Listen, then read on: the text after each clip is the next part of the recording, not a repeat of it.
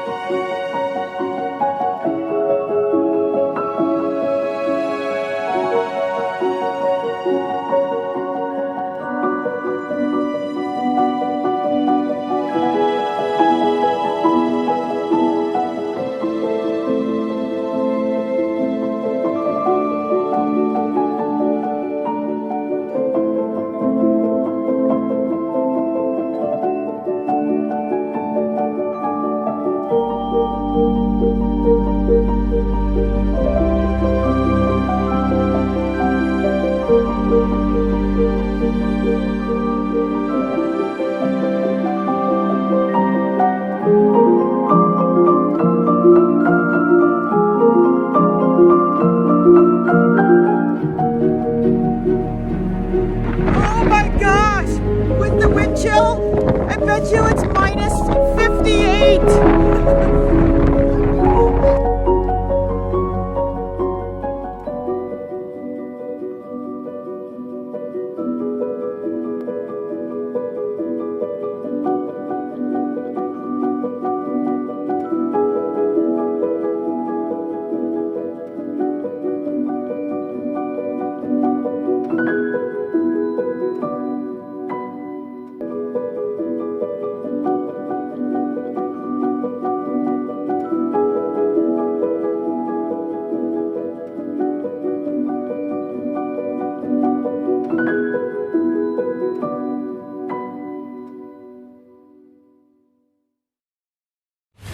I am a sheepdog. I have a subconscious and moral burden to protect and help the people around me.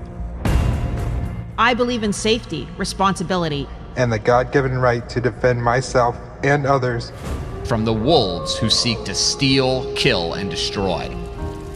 I defend the Second Amendment by properly representing what it means to be a gun owner. I will put aside my doubts, my fears, and my excuses. I will be trained, I will be ready. I will be confident, and I will be prepared. While some sheepdogs are born, most are made. Becoming a sheepdog is a choice, a new way of thinking, and a new identity. An alter ego that you must step into. We are patriots. We are defenders of liberty. We protect those we love. We are sheepdogs. What is up, sheepdogs? We are back. We are back, yeah. But I have to say, like, I was sitting here thinking, I was like, I really missed everybody, seeing the names, reading the comments. Some of you guys messaged me on Facebook or sent me emails. But the break was nice because typically I'll kind of work a lot through the break. But this Christmas break, I actually spent a lot of time with my family. It was very enjoyable. Yeah. It was cold, though, as you can see from that video. No. That doesn't do it justice. Because, like, this morning it was cold in Tampa.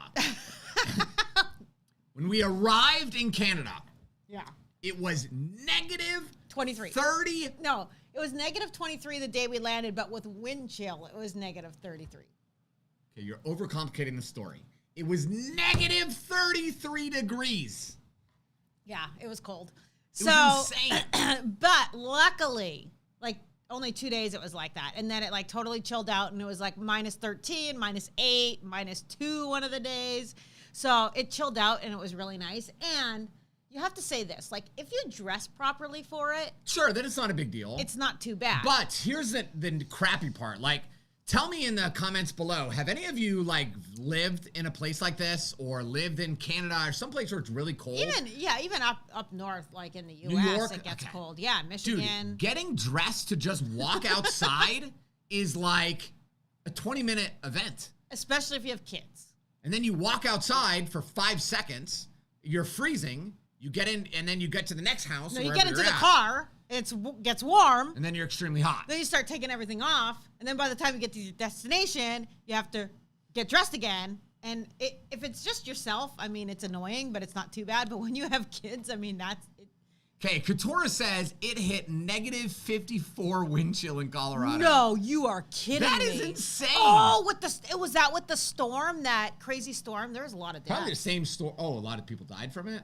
The Buffalo, New York, yeah. There was like... No, this is Colorado. I know, but it came through. Okay. Like it came from the west to the east, Ryan. You know how storms move? Okay, all right. They don't just plop in one spot. I know that, Tiff. Okay, just checking.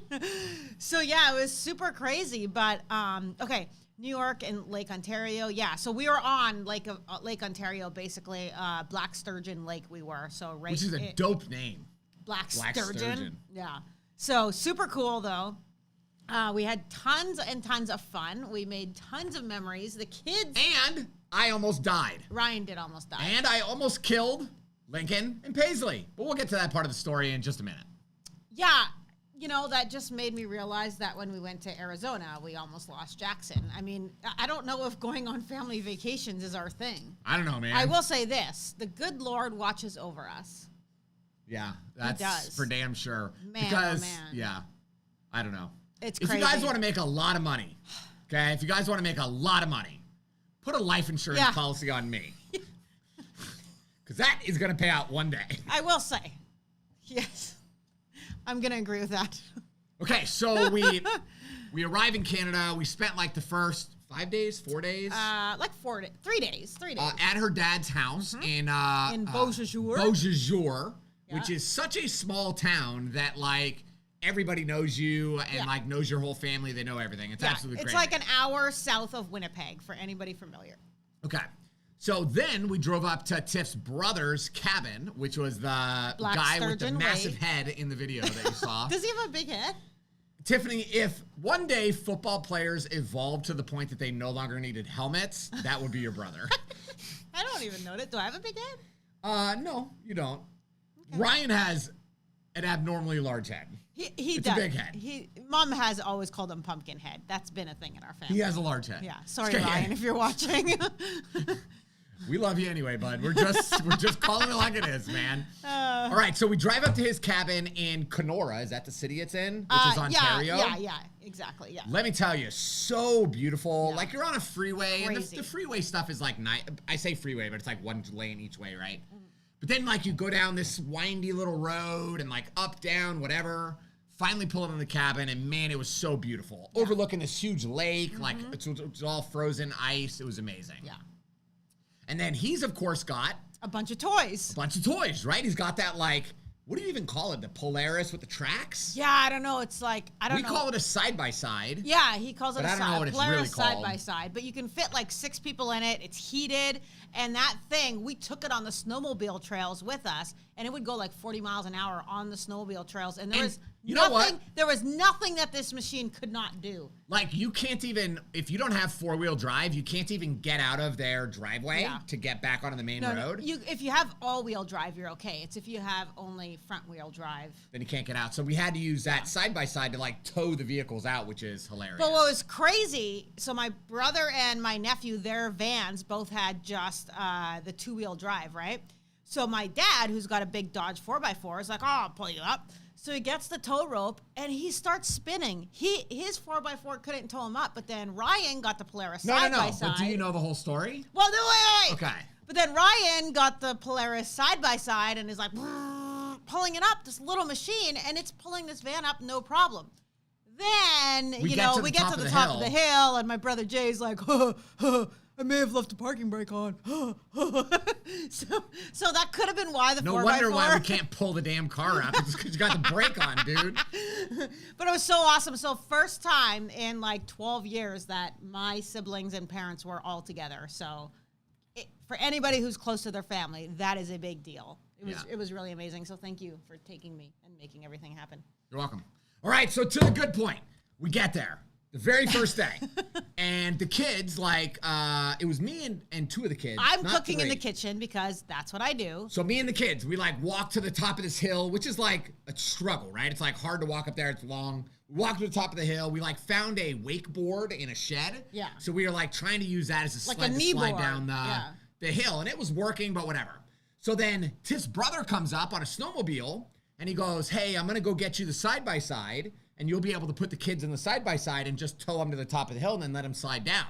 And he's like, you could have this too if you want, but the side-by-side would be better. And I was like, nope, I want that, Ryan.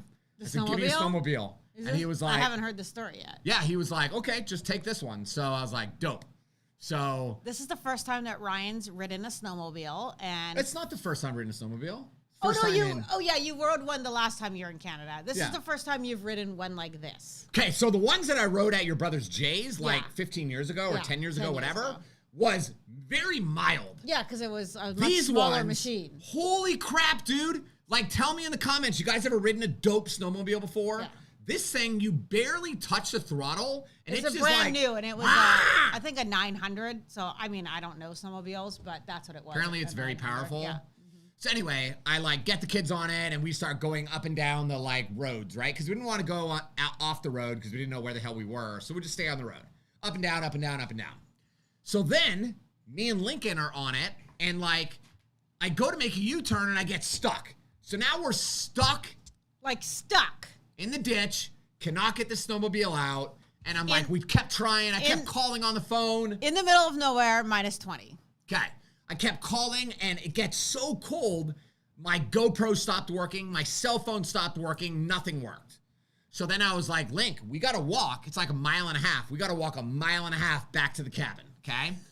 So, and I'm like, okay, we're on a road, right? Like, there's got to be somebody drive by in a car that can give us a ride. People don't really drive by. There's got to be a house we're going to walk past, and we just keep walking, and I'm like, there's no house, there's no cars, there's nothing. So then we're walking, and Lincoln goes, Dad, my feet are getting cold. And I was like, okay, buddy, there's nothing we can do. And he goes, and I didn't wear socks. I said, Lincoln, what the hell, bud?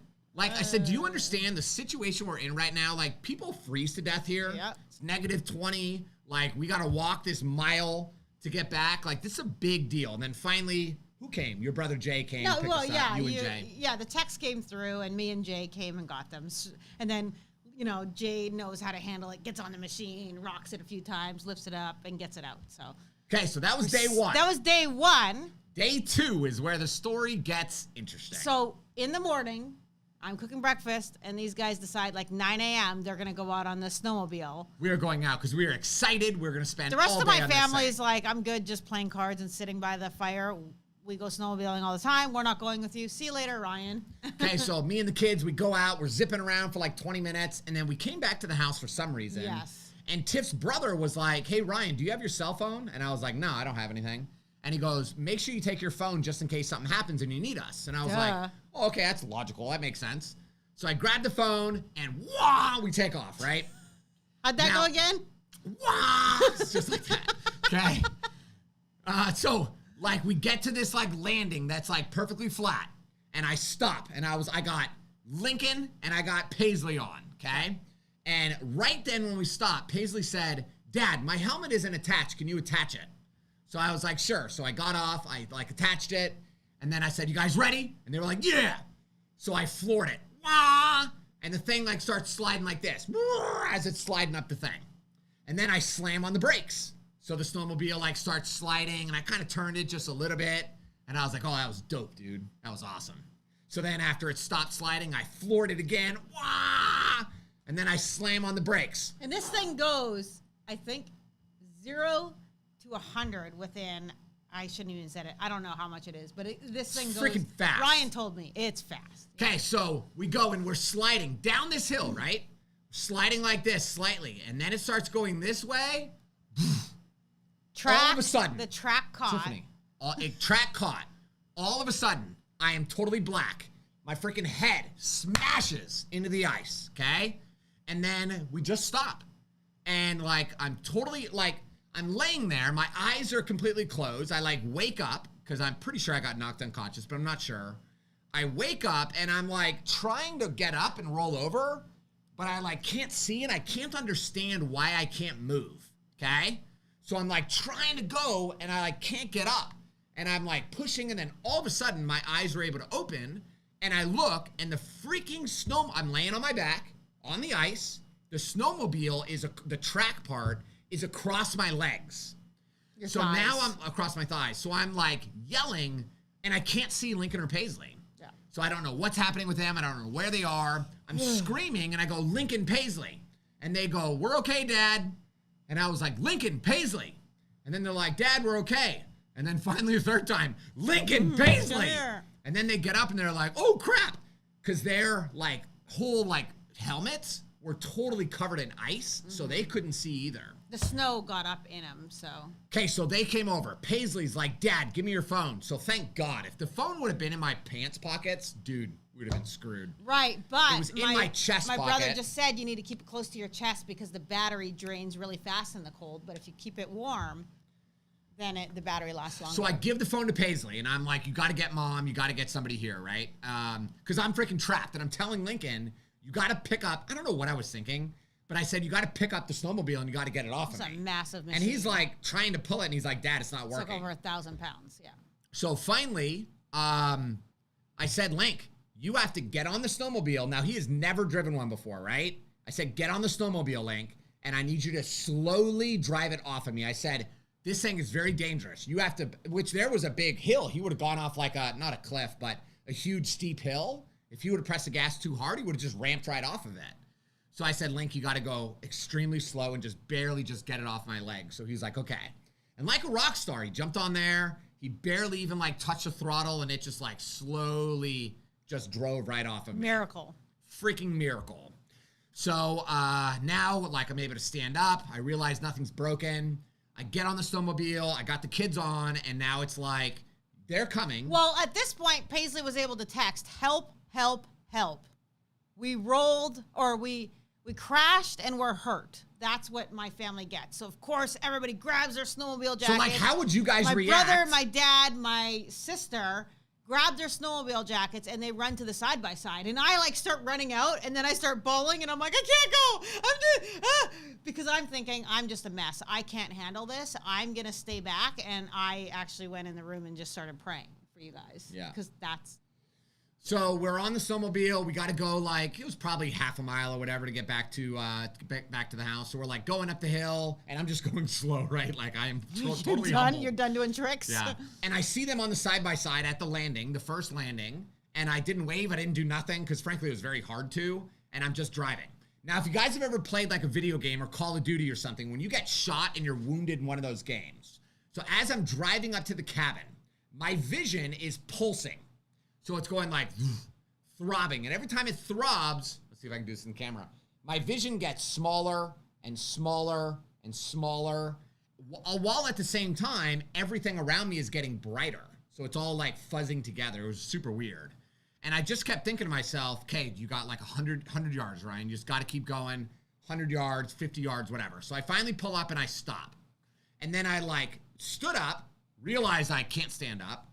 And I put my head down while I was standing, put my head down on the snowmobile, and I don't know how long I was freaking there, but I finally was like, okay, you have to get up, Ryan. I picked my head up like this, and that's when I was like, oh my God, and I just freaking collapsed. So my brother grabs him. He just literally collapsed down, like, and my brother grabs him and gets him in. Terrifying. Then, for some reason, you went and sat on the toilet. You don't remember that part? I don't. But you sat on the toilet, like your pants down, you sat on the toilet. I was like, are you okay? And then you just looked up at me, and you were so white, like so white. And then So that's what they mean by scared the shit out of me? So I got my sister, who's a nurse. I'm like, he's so white. And you said you're so hot or you're so something. And I told her that. And she's like, oh, I hope he doesn't have internal bleeding. And, you know, so she was checking we got him into bed, and we're checking your stomach and stuff and making sure that you weren't bleeding internally. But, oh, my gosh, the next, like... That rest of that day, I didn't get out of bed. Oh, yeah, he never got out of bed. He actually didn't even go to the bathroom. You know that you didn't go to the bathroom for like 36 hours? Makes sense. So it was so crazy. He just laid in the spot like this, and every time I'd come out and I'd just be like, are you okay? I would check him. I would be like, you know, and he would just be like, yes. Give me Tylenol. It sucked. It was very, very scary. Lincoln hurt his arm. Paisley's helmet broke. But everybody was okay, and everybody is okay. So thank God for that. You have angels. And then we find out, like a couple days later, some famous race car driver. Which somebody mentioned it. Yeah. Same thing.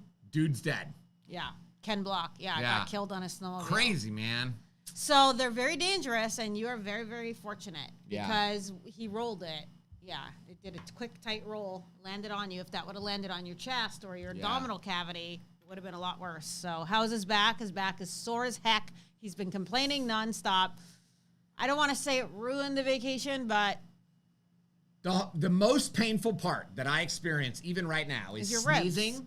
Or coughing. Yeah, your ribs. Like, my ribs are still super bruised, and, like, sneezing and coughing is extremely painful. Yeah.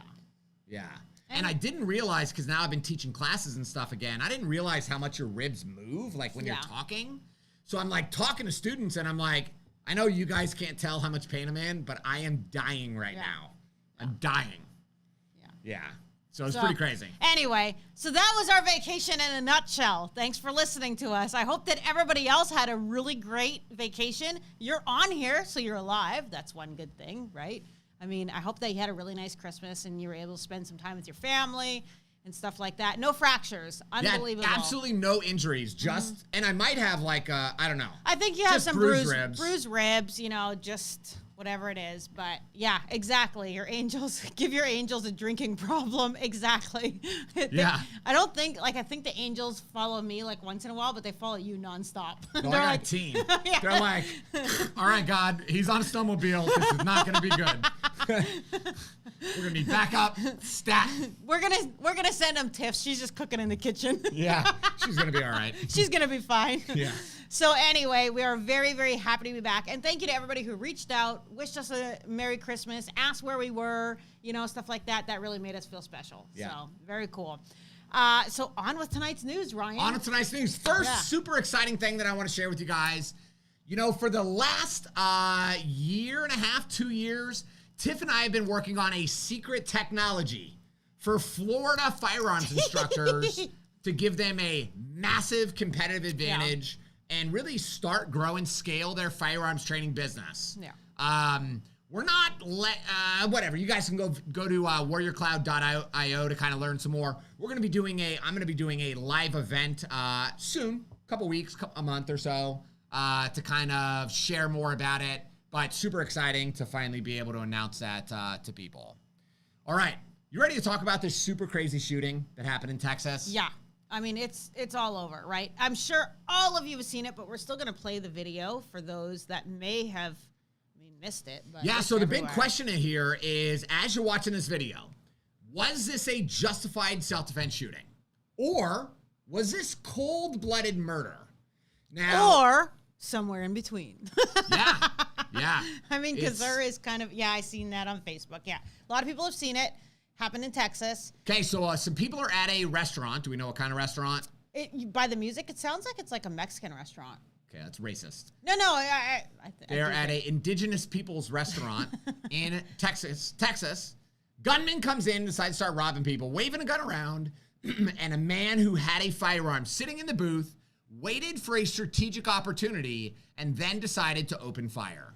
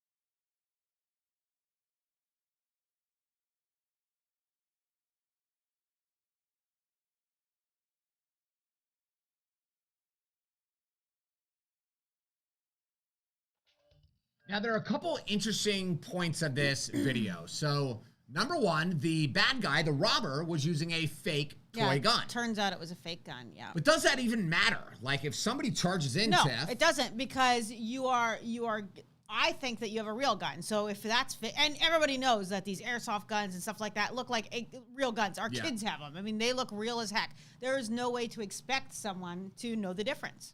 Yeah. So I don't think that matters. Okay, go ahead. I was going to say, because he was, if I was in that restaurant, he would be a threat. And it is reasonable to believe when somebody is pointing a fake gun, which again, they always look real. When somebody is pointing a fake gun, yeah, exactly. Couture says, how would I know it's fake? You wouldn't. So it's reasonable to believe it is a real gun when somebody is committing a robbery with a gun-looking item. This type of thing has happened a lot of times in the past, right? Where it turns out it was a fake gun, it was an airsoft gun. And, I mean, that's just the nature of the beast. If you're going to do something like that, but people are going to believe it's real. You want them to believe it's real, so they're going to believe it's real. Okay, so what about the fact, like the man that had the firearm, the victim, right? The shooter. The shooter. So he waited until the bad guy's back was to him. What are your thoughts on that? So I do not think it would have been different if the guy was like flat out running out. Okay. So totally leaving the scene, like crime's leaving over. the scene, but the way it shows, he's still doing his rounds, roaming around, collecting everybody's wallets and stuff like that. He's not. I don't know that you're on your way out, and if you're intending to rob me with a gun, what I believe is a gun, then I have to assume that you're also willing to kill me. Yeah, of course. Because it happens all the time, right? Yeah. People get the money and they still shoot the guy. Yeah. So I don't think that shooting him in the back in this instance is anything, because he just waited till the guy's back was towards him, which if you had a concealed carry or concealed weapon, you would pull it out at a strategic time when he was faced away from you, not when he's facing at you. Yeah, like somebody on here said, let's see if I can find it real quick, but they said, as a Texan, let's see, so Rose Bite. Okay, yeah. As a Texan, I wouldn't face a criminal with a gun and then try to draw and take him out. I agree. Right, because they have the advantage, right? Yeah. Okay, so the other major point of contention with this video is the amount of shots fired. That's now, where I actually watched the unedited video, which I can't play on Facebook and YouTube. I'm actually very shocked the unedited is still floating around Facebook. Yeah. Facebook deletes my stuff over something very minor, but that video of freaking guy getting killed is on there, whatever. So if you haven't seen the original unedited, Google it, okay? Take a look at it. Here's where I have a problem, okay? I have two problems in this thing. The guy shot 9 times, and 4 or 5, I think 5 of those shots, the guy was already on the ground, and the last shot to the head. The shooter walked up and grabbed the fake gun, but then it looks like he kind of just went pop right in the dude's head. But or seconds. I'm not talking this is boom, boom, boom, boom, boom. You're like this, just shooting till the threat is dead, and then you just stop and you're like, okay, he's down, I'm good. No, this is pop, pop, pop. He's down. Pop, pop, pop, pop. Pop in the head. Yeah. There's an issue there for me. I think so. Because the whole idea that we teach people, right? Shoot to stop until you stop the threat. When the guy is laying on the ground, you can tell in the video he's not moving. Okay? He's no longer a threat. The guy actually grabbed his I didn't see that part, but you're saying he grabbed his gun. So I do think that there's going to be something used against them. And then the last problem that I have with this is this guy left the scene. So after the shooting, you just killed the dude in front of a bunch of witnesses. You're going to jump in your car and you're going to bounce out of the area and just disappear. So now you've broken the law too, right? You're not allowed to leave the scene of a crime. So a killing. You killed somebody. Right. Exactly. Even if it's justified, you cannot just run away. You have to stay there. So why do you think he ran? Why did I think 2 things. One thing. I don't think, because Texas is constitutional carry, I do not think that he was somebody that was legally allowed to own a firearm. Yeah, so maybe a convicted felon or something. Yes. Or, number 2, he stepped back and he was like, oh shit, what did I just do? I don't know. I think it's the first. So what you need to do is because he's still gone. They can't find him. Go find everybody who recently put their house up for sale in Houston, Texas. Because that dude is there's a couple things that guy did recently. He deleted his social media, and that dude is getting the hell out of Dodge. Yeah, okay, so somebody said he's trying to avoid a civil suit from his family. Yes. That's not it. I don't think that he would have thought of that quickly to just leave. Yeah. I think they got up and bounced really quick. And Texas has immunity. They have immunity from criminal and civil prosecution if there's a justified shooting. So why would you be afraid of something? Okay. So Rose says leaving is not against the law in Texas. I thought that was... Yes, it is against the law. It's ridiculous. Again, I thought it was against the law anywhere. It is. You have... You can't leave the scene of a killing. Are you kidding me? Yeah. Are you kidding me? Okay, so Matthew says they found the guy. Ooh. Really? Matthew, do you got his name? Put it in here. Yeah. Because I want to look it up. That So... Damn, did he really delete? No, Ryan's saying that if you're looking for the person, this is what he's done. He's deleted his social media and he's put his house up for sale. So anyway, tell me what you guys think, though, about shooting the robber when he's down on the ground. You've already shot him 4 times. He's down on the ground. Do you think those last, 5 shots are necessary, or is that overkill? What are your thoughts? Some people think, hey, I mean, I'm surprised when I watch that video, you read all the comments, they're like, oh, play stupid games, win stupid prizes, da-da-da-da-da. He got what he deserved. And I get all that to a certain extent, but I do think, like...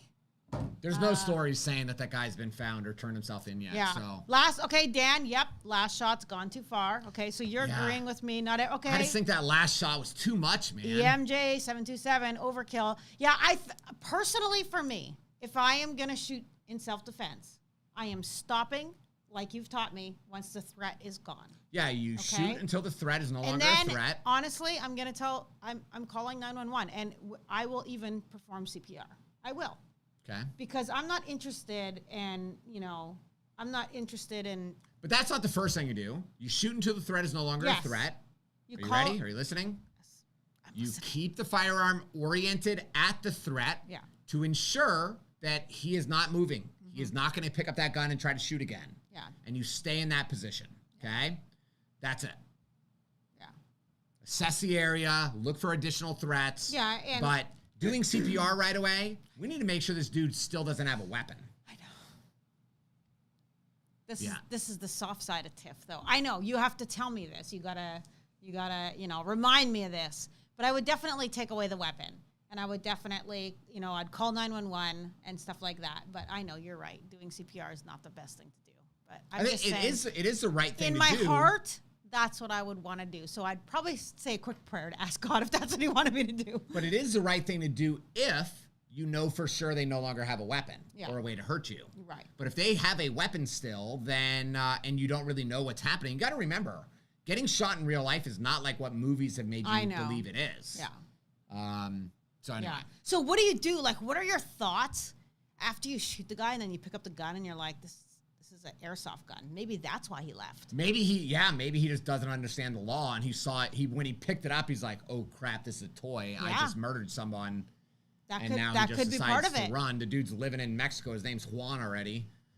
That could be it, where he picked up that gun and then was like, "Oh gosh, this is a toy gun," and not understanding that if you actually had a thought. So. Yeah, I know. Oh, don't perform CPR can be used against you in court. Isn't that sad?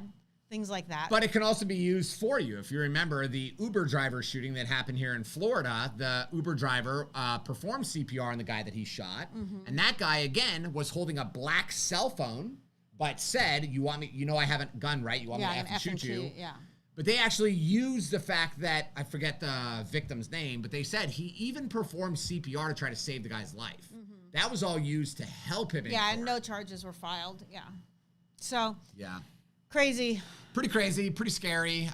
Just goes to show stuff can happen anywhere, and you got to really be paying attention. You got to know the rules. You got to have a plan for what you're going to do after a shooting, not just what you're going to do before or during a shooting. Yeah, Shane. So he says, I wonder if it was an involuntary jerk for the last shot. If you watch the video, you can actually see his stance and everything. Seems pretty intentional. Yeah. It does. Like, it's like, boof. Like it does look pretty intentional. It's like a finish him kind of thing, right? Yeah. Like, I'm going to finish you and this is over. Yeah. Watch the unedited video. It's a little bit crazy, and you got to watch it a couple times. Yeah. I mean, it could have been adrenaline. You're right. It could have been all those things. Not sure. Again, we only see the video after the fact, right? Yeah. So. All right. Question number 1 comes from Vincent. This question was worded very poorly. Okay. So can a Florida home-owned New York driver's license, Florida pharmacist, all things that are irrelevant, Vincent. Nobody needs to know.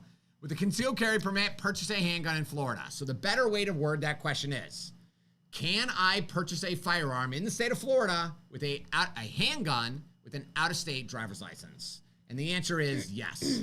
When you're filling out the 4473, which is a document you have to fill out to buy a handgun, one of the things, so let me back up. There's a federal law that makes it illegal for anybody to purchase a handgun in any state except the state that they reside in. Yeah. So you can only buy a handgun in the state you live in.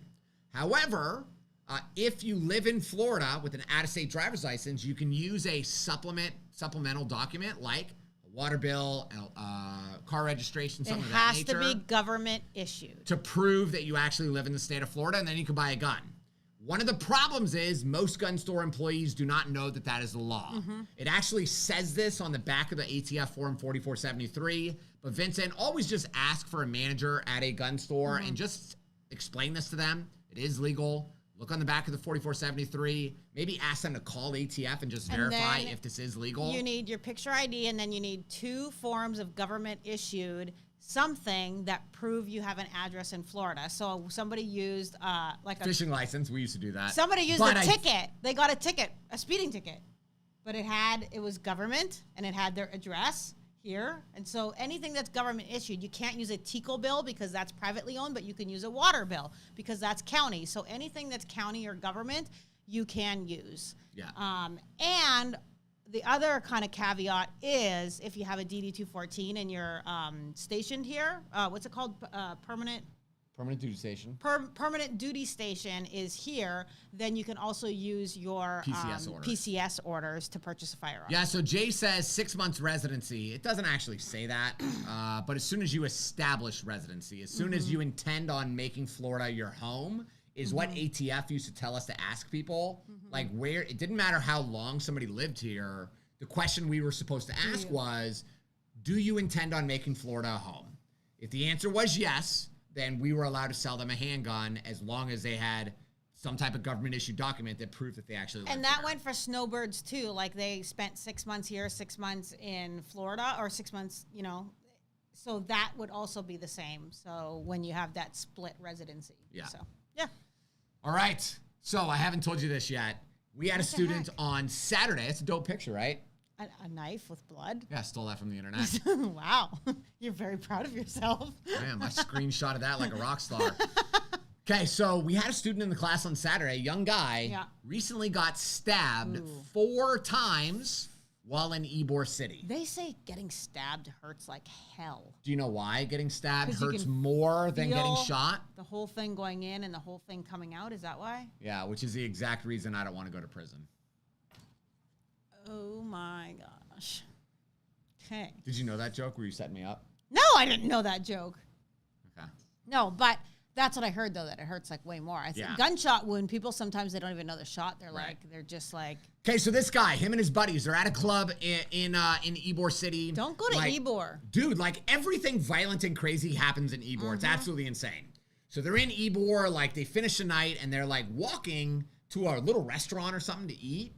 And as they're, there's a lot of people down there and like, when you're in that kind of environment, it's easy to get into like just casual conversations with people that you meet or see, right? Okay, yeah. So they're like walking past these other guys, and he said they just started like a very casual just conversation. Like, hey, what's up, bro? Whatever.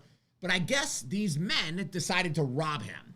So they like grabbed his chain and like started trying to rob him. Okay. So he started fighting one of these people, one of the bad guys, right? He's like fighting, trying to defend his chain and all this stuff. And it sounded like he was kicking this other guy's ass. So one of the bad guy's friends flips open a knife and stabs him 3 times. Right into the lungs? Right into the back. Stabbed him 3 times. Then my student like spun around like this, and the bad guy stabbed him like right in the bicep. Man. And then the scumbags all just take off running, and he's left there bleeding out. Wow. Don't go to Ybor. What would you do in that situation? Well, like, do I have a gun or don't have a gun? No. Well, am I in the club? Because you can't have guns down. If you're going to go in any club, you can't have a gun with you. So Why? what are you just because you're not allowed to carry where the primary source of income is from alcohol? Okay. So you can't go to any of these clubs, right? So if you nobody just walks down the street in Ybor for fun, right? That's not a thing, is it? Sometimes. Like river walk, like you just walk down, hey.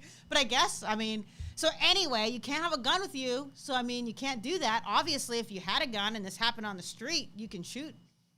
You got to protect yourself. If you're getting stabbed, you have every right to believe that your life is in danger, especially against multiple attackers too, right? Well, if you're getting stabbed, that's very dangerous. Yeah. It's very scary. But I bet you any money he was in and out of clubs, so you can't have a gun. So what are your options? Your options are don't go to Ybor. Don't go downtown to these kind of...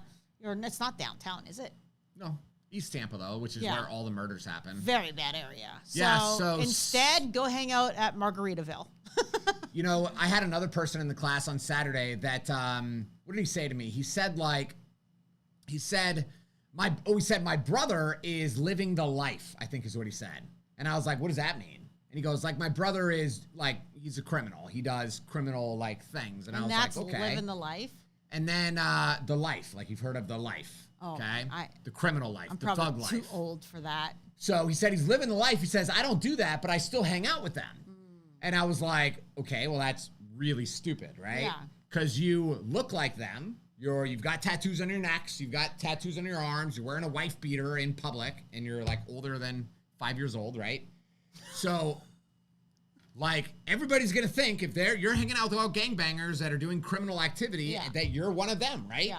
So I said, dangerous. And he said, that's why I need a gun, because they're living the criminal life and I'm there, so I don't want to be involved. And I was like, but you are involved. You are. I said, the easiest way for you to stay safe, sir, is not for you to have a concealed carry permit. Yeah. It's for you to not hang out with those kind of people.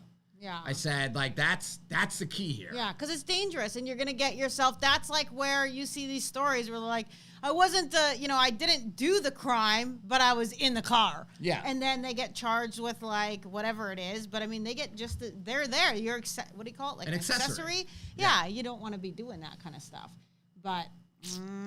Yeah, so that's a lesson, man. Like, you got to really pay attention. Avoid Ybor City. We had Saturday so many new young people coming into the class from like New York, and I just kept trying to tell them, like, East Tampa, that's where all the most of the violence, most of the murders and the crazy stuff that's happening in the city of Tampa is going down in East Tampa. Right. Ybor City area and just a little bit north of 275. Yeah. Like, if you want to avoid 90% of violent attacks, do not go into that area. Right. Yeah, I agree, 100%. But I'm older. I'm not young anymore, so I don't go to clubs and that kind of stuff, right? Dude, you couldn't pay me any money to go. Yeah, I know. I don't even know what I would do. The only time I would go down to Ybor, which I've been wanting to go, I've been waiting for you, but you won't take me, is to go to that Columbia restaurant because I hear how good it is. Oh, we can go there. I didn't know you cared. I really want to go there. Yeah, I want to go there. I mean, everybody talks about it. It's like been there since like 1928 or something. Yeah. It's like well known to everybody. To get cocaine? No, as an awesome restaurant, but that's the only thing that I would do in Ybor City. That and maybe. Let's go. Once all these crotch goblins go back to school, we can make it happen. I will say this: I did go one time because there's like a little comedy club down there, and I did go with some friends there. And one time, I even bought some tickets to go to the comedy club with you for a date night, like 12, 15 years ago. And I probably did something wrong, and then you threw them away. I just never used them, but I would go to that too. Okay. So I'll tell you what. Let's go to a stand-up comedy open mic night. Okay, so they're saying just go for lunch. Yeah, we'll go for lunch. Yeah, lunchtime I'm not totally interested okay. in going like at night. Yeah, at night. No. Yeah. All right. Question number 2 says it's lots of money. Will you spend it on me? Look, he says it's lots of money. Oh, is that? Yeah. Okay. No, I'll take my girlfriend, not you. Oh! You did not. Yeah. Okay, I want to try to get my concealed carry in Florida, but I did receive a fraud charge in 2014 and 2015 and had a withheld adjudication, did a 1.5 probation, but it's been about 6 to 8 years since I finished my probation. I also received about 2 years ago a resisting arrest. You sound like a fun person, Simon. But did not do any probation. Charges were dropped. Never been convicted of any charge. Dropped. Yeah, so the second arrest, the resisting arrest, you're totally fine because charges were dropped, so it's pretty irrelevant. Yeah. The fraud charge, as long as you have waited more than 3.5 years, was it a felony or was it a... It doesn't matter. Any adjudication withheld is 3.5 years or three years from the date everything was clearly done. So not the date that you were charged. Probation, court order, Tiffany, you're confusing them. 3 years after the probation, court-ordered mandate, fines, and penalties have all been completed. Completed, yes. Because some people get confused. They're like, oh, yeah, well, I was charged on this day, or I went to court on this day. I'm like, no. It's 3 years after everything has been completed. Right. So you have to figure out when that date is, and then 3 years after you can apply for your permit. Yeah. Okay. This is a pretty funny, interesting story. Funny? Funny's not the right word. A 6-year-old kid decided to bring a handgun to school and shoot his teacher. It's a school shooting scenario that seems almost unthinkable. Police in Newport News, Virginia say a 6-year-old student shot their teacher Friday during an altercation inside their first grade classroom. As you can imagine, this is a hard situation. It's a hard situation for families. I saw a lot of tears today. And I'm not just talking about in students' eyes. The teacher, a woman in her 30s, was hospitalized with life-threatening injuries. Police say the shooting was not an accident. Investigators are working to determine how a first grader was able to get their hands on a gun. There's some questions we'll want to ask and find out about. I want to know where that firearm came from. What was the situation? Where did this child get it from? We have to do something about this gun violence. It is taking over now. It's taking over our baby. It's unclear what will happen to the student. Virginia law limits what kind of punishment a child that young can face. But some parents say the problem lies elsewhere. Let's do something. We've got a new governor now. Let's do something. Let's change it. You've got a beautiful country. You've got beautiful people. But what's the problem? Guns. It's a dark day for Newport News, but we're going to learn from this, and we're going to come back stronger. The superintendent says the school will be closed Monday while authorities continue their investigation. Lucas Tomlinson, Fox News. What are your thoughts on that shooting, Tef? That's very scary to me. And I definitely think, so somebody said the parents need to be held responsible, 100%. The parents... The fact that kid was able to get access to a gun, bring it to school, the parents need to be held responsible and probably go to jail for their part in this incident. So you were telling me, so the kid got disciplined by the teacher? So basically, the teacher disciplined him. He pulled it out of his backpack and shot her. So it wasn't, that's the thing. They're like, this was not an accident. They are very clear on that. This is not an accident. He did it. So now, another kid could have said something to him and pissed him off. He would have pulled it out and done it. This kid was... Unstable, purposely brought the gun to school, obviously this is a first grader. So it's so crazy because I'm trying to think, how did Lincoln and Jackson and Paisley act in first grade? You're such a tiny little kid. Yeah, I have to say, this one shocked me. This one I'm blown away by this. Yeah. I don't know what to say besides, they need to do a big investigation to figure out how this child got his hands on this firearm. And definitely 100%, this is the type of situation where I say the parents 100% have to be held responsible. Okay, so what does this mean? Drew says, where has this kid been learning that shooting someone was the correct action in that situation? That's the other thing. there has to be a big investigation because the way they made it sound, this teacher disciplined him and he just went to his backpack, pulled it out, and pop. Where is this kid's head at? What is his family life like? How did he get access to this firearm? There's so many things that are just terrifying about this story. Yeah, so Jay Chambers says in Michigan, a 9-year-old shot and killed his mother. This is why, one of the questions I get asked a lot, people will say is, at what age are my children old enough for me to have a firearm accessible to them? I think that's a very tough question to answer because you just never know when they're going to, they're going to lack that impulse control, like O-Town Racer says. Yeah. Lack the impulse control and then just decide to, hey, Joe, delete this person. And you got to remember, too, until somebody's actually, I don't know, it's 21 now, they're saying your frontal lobe is not fully developed. So that, decision-making and that impulse control, all those things that are taught to us later, those kids don't have it. You cannot give a kid a firearm. And Ryan and I have talked about that a lot of times, and Lincoln will say, but Dad, what if somebody breaks in? And I'm like, then somebody breaks in. I don't care. You figure it out, but you're not getting access, even though I trust you to be responsible as far as safety and as far as understanding what to do with a firearm. I do not trust you enough to have good impulse control when you get super pissed off or you get super depressed because some kid is bullying you in school or anything like that happens. We have to protect you. It's our job as parents to protect you, to not allow you to have access, and then to give you the tools to be able to mentally handle that stuff, right? That's what we talk to the kids, talk about these things, learn about it, learn impulse control. Yeah, so Mario says, not an age thing, in my opinion. It's all about teaching them gun safety, what they can and can't do. Listen, my son Lincoln, I trust Lincoln with a gun more than some of you on here, okay? Because Lincoln handles guns a lot, and he handles guns the way I want a person to handle guns, right? Very safe. So, and I've been able to watch him for a long time do it, and he knows what he's doing, right? But he still doesn't have access to guns. Yeah. Okay? because Lincoln also does dumb stuff just like I do. And I want to make sure that he just has more seasoning before he's ready to do that. Because like one of my favorite students, her name is Alder. Alder said something super amazing. She said, Ryan, learning how to handle a firearm safely is not like baking a cake. Because if you make a mistake baking a cake, the consequences are your cake is gross. Yeah. You throw it away and you make another cake. But then she went on to say the consequences of making a mistake with a gun are death, prison. Like those are big consequences. So even though I trust Lincoln with a gun, you're not willing to have the consequences. Very heavy if he screws up. Yes, 100%. There's, as somebody else said, there's not an eraser at the end of that gun. You can't erase. You can't go back. You can't say, oh, I should have known.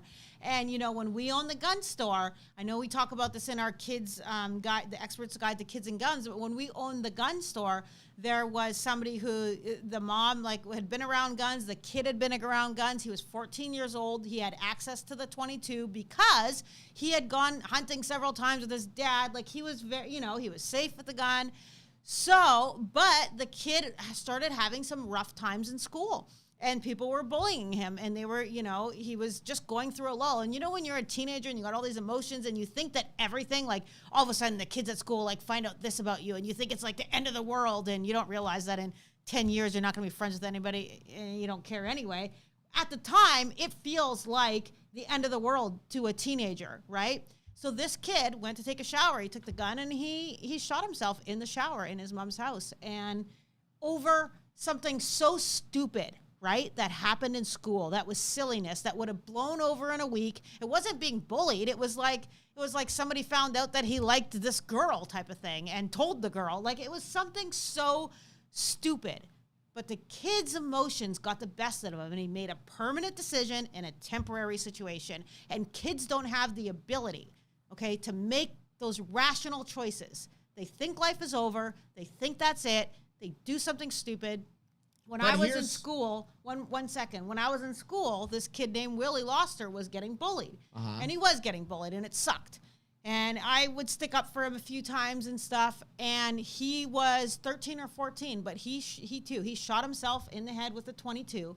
And he lived for a few minutes, and he called 911 himself, and he said, I shot myself, and I don't want to die. And because he made a bad decision in a temporary situation, and because of that, he died. Yeah.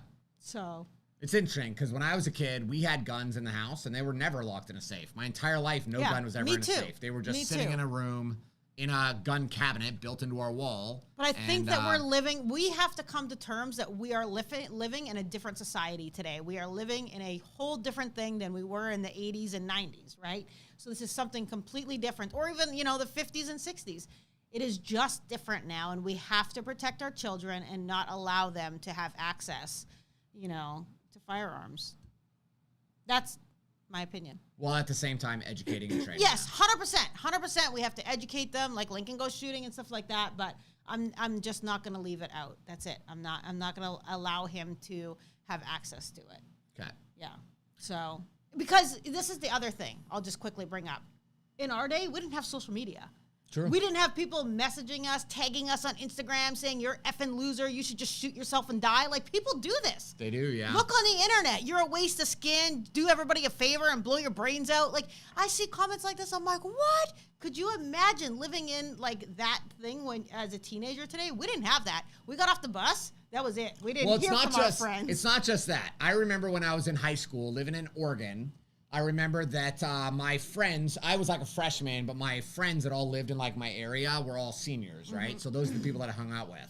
And one of the like really hot, popular girls in the school, one of them slept with this girl, and they took a Polaroid. Ooh, Polaroid! A Polaroid topless picture of her, right? So they like showed it to me, and I was like, oh, this is pretty amazing. And like showed it to a couple other people, and I remember one of my friends came and was like, have you seen this topless Polaroid? And I was like, yeah. And then she said, she was a girl, she's like, can you get it? And I was like, I don't have it. They have it. Like, there's nothing I can do. Okay, so that was back then. Like, that was causing a lot of drama and a lot of heartache for that young woman because there was a Polaroid being shown one by one to different people. Imagine today those kind of pictures getting out, they're all over the internet in texted a second. to all your school, like that. So that is a lot for people to deal with. That's like that show. What was that movie called where that guy was doing that, right? The Most Hated Man on the Internet or something like that. You guys got to watch it on Netflix. I didn't even know this guy existed. Don't explain the whole thing, but yeah, that's what he would do is he would take pictures and just destroy people's lives by sharing them all over the internet. It was crazy. Yeah. So anyway, do we have another story or question? That's it? Ooh, we closed early tonight. That's cool. Maybe we'll go for a walk. Yeah, okay. All right, guys. Thanks for watching. We really appreciate you. Have a great night. Yes. And we will see you next Monday night, 7 p.m. Peace. I am a sheepdog. I have a subconscious and moral burden to protect and help the people around me. I believe in safety, responsibility, and the God-given right to defend myself and others from the wolves who seek to steal, kill, and destroy. I defend the Second Amendment by properly representing what it means to be a gun owner. I will put aside my doubts, my fears, and my excuses. I will be trained, I will be ready. I will be confident, and I will be prepared. While some sheepdogs are born, most are made. Becoming a sheepdog is a choice. A new way of thinking and a new identity. An alter ego that you must step into. We are patriots. We are defenders of liberty. We protect those we love. We are sheepdogs.